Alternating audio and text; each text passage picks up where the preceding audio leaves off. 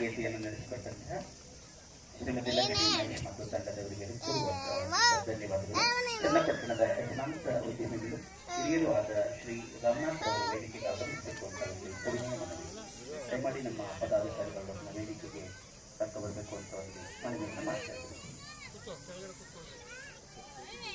ಚನ್ನಪಟ್ಟಣದ ಹೆಸರಾಂತ ಉದ್ಯಮಿಗಳು ಹಿರಿಯರು ಆದಂತಹ ಶ್ರೀ ರಾಮನಾಥ್ ಅವರು ವೇದಿಕೆಗೆ ಆಗಮಿಸಿದ್ದಾರೆ.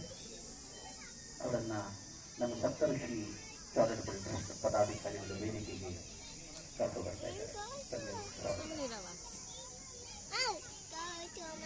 ವೇದಿಕೆಯಲ್ಲಿ ಆತ್ಮೀಯರಾಗಿರುವ ತಮ್ಮ ಪೂಜ್ಯ ಗುರುವತಿಯರನ್ನ, ಗಣ್ಯರನ್ನ ಹಾಗೂ ತಮ್ಮೆಲ್ಲರನ್ನ ಆತ್ಮೀಯವಾಗಿ ಸ್ವಾಗತಿಸಲಿದ್ದಾರೆ.